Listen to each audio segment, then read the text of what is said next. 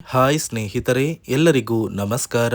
ಗೃಹಲಕ್ಷ್ಮಿ ಯೋಜನೆಯ ಪ್ರತಿಯೊಂದು ಫಲಾನುಭವಿಗಳಿಗೆ ಮೇ, ಏಪ್ರಿಲ್ ಮತ್ತು ಮಾರ್ಚ್ ತಿಂಗಳ 3 ತಿಂಗಳ 6,000 ಹಣನ ಒಟ್ಟಿಗೆ ಜಮಾ ಮಾಡುವುದಾಗಿ ಸರ್ಕಾರ ಭರ್ಜರಿ ಗುಡ್ಡಿಸ್ತಾ ಕೊಟ್ಟಿದೆ. ಈಗಾಗಲೇ ಫಲಾನುಭವಿಗಳಿಗೆ ಹಣ ಜಮಾ ಆಗೋದಕ್ಕೆ ಶುರುವಾಗಿದೆ. ನಿಮ್ಮ ಬ್ಯಾಂಕ್ ಖಾತೆಗೆ ನೀವು ಹಣ ಪಡಿಬೇಕು ಅಂದರೆ ಆದಷ್ಟು ಬೇಗ ಗೃಹಲಕ್ಷ್ಮಿಗೆ ಮರು ಅರ್ಜಿನ ಕಡ್ಡಾಯವಾಗಿ ಹಾಕಿ ಮತ್ತು ಸರ್ಕಾರ ಜಾರಿಗೆ ತಂದಿರುವ ನಿಯಮಗಳನ್ನ ಪಾಲಿಸಬೇಕು. ಅದೇ ರೀತಿ ಸರ್ಕಾರದಿಂದ ಇಂದು ಮಂಗಳವಾರ ಮೇ 12ರಿಂದ ಕರ್ನಾಟಕದ 28 ಜಿಲ್ಲೆಗಳಿಗೆ 3 ಹಂತಗಳಲ್ಲಿ ಬೆಳಿಗ್ಗೆ 11 ಗಂಟೆಗೆ ಗೃಹಲಕ್ಷ್ಮಿ ಯೋಜನೆಯ 3 ತಿಂಗಳ 6,000 ಹಣನ ಜಮಾ ಮಾಡ್ತಾ ಇದೆ. ಅದೇ ರೀತಿ ರೇಷನ್ ಕಾರ್ಡ್ದಾರರಿಗೂ ಕೂಡ ಸರ್ಕಾರ 3 ಭರ್ಜರಿ ಗುಡ್ಡಿಸ್ನ ಕೊಟ್ಟಿದ್ದು ಹೊಸ ರೇಷನ್ ಕಾರ್ಡ್ಗೆ ಅರ್ಜಿ ಕೂಡ ಸ್ವೀಕಾರ ಮಾಡ್ತಾ ಇದೆ.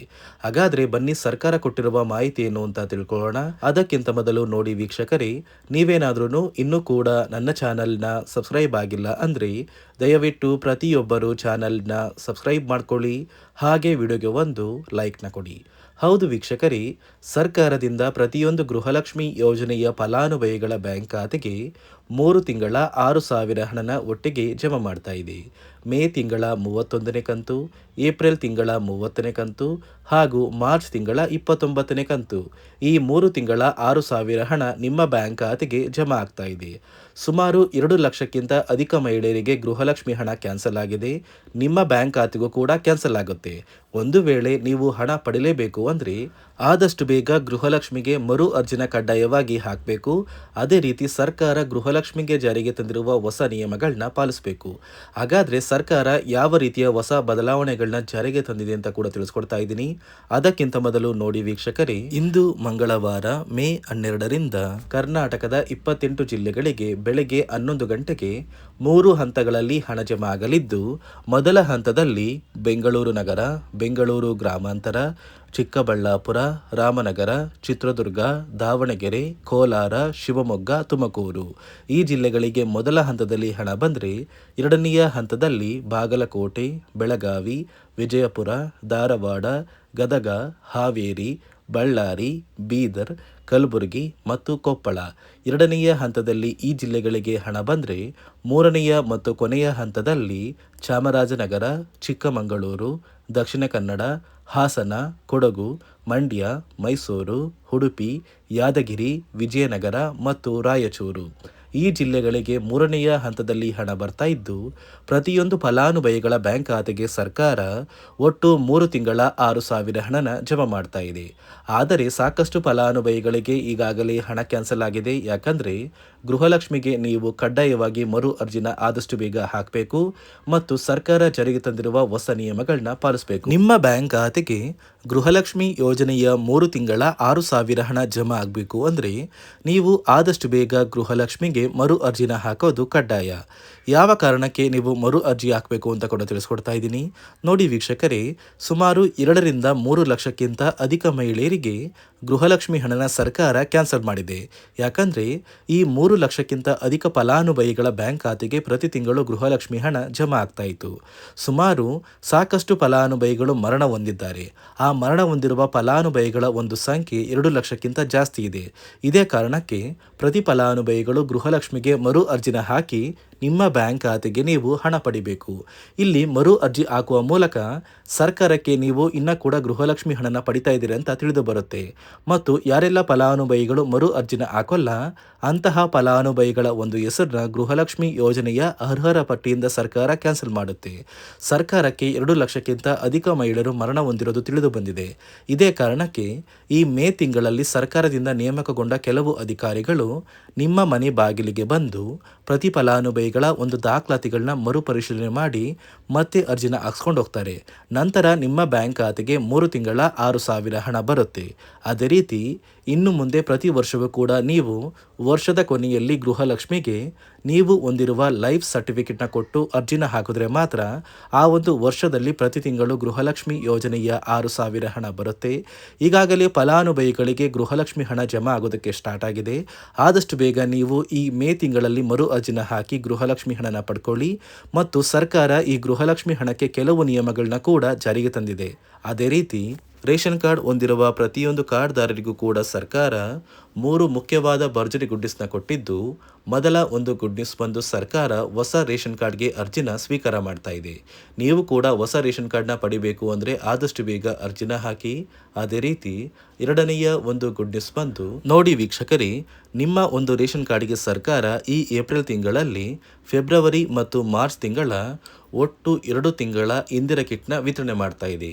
5 ರೀತಿಯ ಆಹಾರ ಪದಾರ್ಥಗಳು ಇರುವಂತಹ 10 ಆಹಾರ ಪದಾರ್ಥಗಳನ್ನ ಸರ್ಕಾರ ಈ ಏಪ್ರಿಲ್ ತಿಂಗಳಲ್ಲಿ ಪ್ರತಿಯೊಂದು ರೇಷನ್ ಕಾರ್ಡ್ದಾರರಿಗೆ ಕೊಡ್ತಾ ಇದ್ದು, ಪ್ರತಿಯೊಬ್ಬರಿಗೂ ಆದಷ್ಟು ಬೇಗ ಈ ಒಂದು ಸೌಲಭ್ಯ ಸಿಗ್ತಾ ಇದೆ. ಅದೇ ರೀತಿ ಮೂರನೆಯ ಒಂದು ಗುಡ್ ನ್ಯೂಸ್ ಬಂದು, ಇನ್ನು ಮುಂದೆ ನೀವು ಉಚಿತ ಅಕ್ಕಿ ಪಡಿಬೇಕು ಅಂದರೆ ಆ ಒಂದು ಬಯೋಮೆಟ್ರಿಕ್ ಮಷಿನ್ ಮೇಲೆ ಬೆರಳಿಡುವಂತಹ ಅವಶ್ಯಕತೆ ಇಲ್ಲ.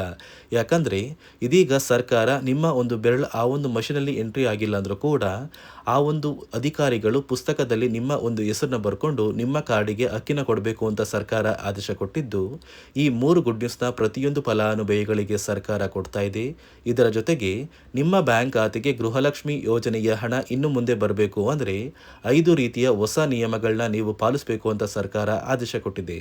ಅದೇ ರೀತಿ ನೋಡಿ ಸ್ನೇಹಿತರೆ, ಈ ಬಾರಿ ಸುಮಾರು 1 ಲಕ್ಷಕ್ಕಿಂತ ಅಧಿಕ ಫಲಾನುಭವಿಗಳ ಬ್ಯಾಂಕ್ ಖಾತೆಗೆ ಸರ್ಕಾರ ಗೃಹಲಕ್ಷ್ಮಿ ಯೋಜನೆಯ ಹಣನ ಜಮಾ ಮಾಡ್ತಾ ಇಲ್ಲ. ಕಾರಣ ಏನು ಅಂದರೆ, ನಿಮ್ಮ ಬ್ಯಾಂಕ್ ಖಾತೆಗೆ ಡೆಬಿಟ್ ಮೂಲಕ ಹಣ ಜಮಾ ಮಾಡುವಂತಹ ಸಂದರ್ಭದಲ್ಲಿ ಸರ್ಕಾರ ಸಾಕಷ್ಟು ಫಲಾನುಭವಿಗಳ ಒಂದು ಬ್ಯಾಂಕ್ ಖಾತೆಗೆ ಹಣ ಜಮಾ ಮಾಡೋದನ್ನು ಕ್ಯಾನ್ಸಲ್ ಮಾಡಿದೆ. ಯಾಕಂದರೆ ಇತ್ತೀಚೆಗೆ ಹಣಕಾಸು ಇಲಾಖೆ ಜಾರಿಗೆ ತಂದಿರುವ 5 ನಿಯಮಗಳ ಆಧಾರದ ಮೇಲೆ ಪ್ರತಿಯೊಂದು ಫಲಾನುಭವಿಗಳಿಗೆ ಸರ್ಕಾರ ಈ ಒಂದು ಹಣನ ಜಮಾ ಮಾಡ್ತಾ ಇದ್ದು, ಯಾರೆಲ್ಲ ಫಲಾನುಭವಿಗಳು ಈ ನಿಯಮಗಳನ್ನ ಪಾಲಿಸಿಲ್ಲ ನಿಮ್ಮ ಬ್ಯಾಂಕ್ ಖಾತೆಗೂ ಕೂಡ ಹಣ ಜಮಾ ಆಗೋದಿಲ್ಲ. ಹಾಗಾದರೆ ಬನ್ನಿ ಸ್ನೇಹಿತರೆ, ಸರ್ಕಾರ ಜಾರಿಗೆ ತಂದಿರುವ ಆ 5 ಹೊಸ ನಿಯಮಗಳು ಏನು ಅಂತ ನಾನು ನಿಮಗೆ ತಿಳಿಸ್ಕೊಡ್ತಾ ಇದ್ದೀನಿ. ನೋಡಿ ಸ್ನೇಹಿತರೆ, ಮೊದಲನೆಯ ಒಂದು ನಿಯಮ ಬಂದು, ಸಾಕಷ್ಟು ಫಲಾನುಭವಿಗಳು ಹೊಂದಿರುವಂತಹ ಒಂದು ರೇಷನ್ ಕಾರ್ಡ್ ಏನಿದೆ, ಆ ಒಂದು ರೇಷನ್ ಕಾರ್ಡ್ನ ಮನೆಯ ಸದಸ್ಯರ ಪ್ರತಿಯೊಬ್ಬರ ಒಂದು ಆಧಾರ್ ಕಾರ್ಡ್ನ ನಿಮ್ಮ ರೇಷನ್ ಕಾರ್ಡ್ಗೆ ಕಡ್ಡಾಯವಾಗಿ ಲಿಂಕ್ ಮಾಡಿಸ್ಬೇಕು. ಅಂದರೆ ಈ ಒಂದು ಲಿಂಕ್ ಮಾಡಿಸುವಂತಹ ಒಂದು ಪ್ರೊಸೀಜರ್ಗೆ ಸರ್ಕಾರ KYC ಅಂತ ಕರೀತಾರೆ. ನಿಮ್ಮ ರೇಷನ್ ಕಾರ್ಡ್ಗೆ ಇನ್ನೂ ಸಹ KYC ಆಗಿಲ್ಲ ಅಂದರೆ ನಿಮ್ಮ ಬ್ಯಾಂಕ್ ಖಾತೆಗೆ ಸರ್ಕಾರ ಮುಂದಿನ ದಿನಗಳಲ್ಲಿ ಗೃಹಲಕ್ಷ್ಮಿ ಯೋಜನೆಯ ಹಣನ ಕ್ಯಾನ್ಸಲ್ ಮಾಡುತ್ತೆ. ಅದೇ ರೀತಿ ಎರಡನೆಯ ಒಂದು ನಿಯಮ ಬಂದು, ಸಾಕಷ್ಟು ಫಲಾನುಭವಿಗಳು ಕಳೆದ 3 ತಿಂಗಳಿಂದ ಸರ್ಕಾರದಿಂದ ಬರ್ತಾ ಇರುವಂತಹ ಒಂದು ರೇಷನ್ ಏನಿದೆ, ಅಂದರೆ ಉಚಿತ ಅಕ್ಕಿ ಏನಿದೆ, ಈ ಒಂದು ರೇಷನ್ನ ಪಡ್ಕೋತಾ ಇಲ್ಲ. ಒಂದು ವೇಳೆ ಕಳೆದ 3 ತಿಂಗಳಿಂದ ನೀವು ರೇಷನ್ನ ಪಡ್ಕೊಂಡಿಲ್ಲ ಅಂದರೆ ಸರ್ಕಾರ ನಿಮ್ಮ ಬಳಿ ಇರುವಂತಹ ಒಂದು ರೇಷನ್ ಕಾರ್ಡ್ನ ಕ್ಯಾನ್ಸಲ್ ಮಾಡುತ್ತೆ. ನಿಮ್ಮ ರೇಷನ್ ಕಾರ್ಡ್ನ ಸರ್ಕಾರ ಕ್ಯಾನ್ಸಲ್ ಮಾಡಿದರೆ ನಿಮ್ಮ ಬ್ಯಾಂಕ್ ಖಾತೆಗೆ ಗೃಹಲಕ್ಷ್ಮಿ ಯೋಜನೆಯ ಹಣ ಇರ್ಬೋದು ಮತ್ತು ಸರ್ಕಾರದಿಂದ ಬರುವಂತಹ ಒಂದು ಸೌಲಭ್ಯಗಳನ್ನ ನೀವು ಕಳ್ಕೋಬೇಕಾಗುತ್ತೆ. ಅದೇ ರೀತಿ ಮೂರನೆಯ ಒಂದು ನಿಯಮ ಬಂದು, ನೋಡಿ ಸ್ನೇಹಿತರೆ, ನಿಮ್ಮ ಬಳಿ ಇರುವಂತಹ ಒಂದು ಆಧಾರ್ ಕಾರ್ಡ್ ಏನಿದೆ, ಆ ಒಂದು ಆಧಾರ್ ಕಾರ್ಡ್ನ ಕಳೆದ 15 ವರ್ಷಗಳಲ್ಲಿ ನೀವು ಯಾವುದೇ ರೀತಿಯ ಒಂದು ತಿದ್ದುಪಡಿನ ಮಾಡಿಸಿಲ್ಲ ಅಂದರೆ ನಿಮ್ಮ ಬ್ಯಾಂಕ್ ಖಾತೆಗೆ ಸರ್ಕಾರ ಗೃಹಲಕ್ಷ್ಮಿ ಯೋಜನೆಯ ಹಣನ ಕ್ಯಾನ್ಸಲ್ ಮಾಡುತ್ತೆ.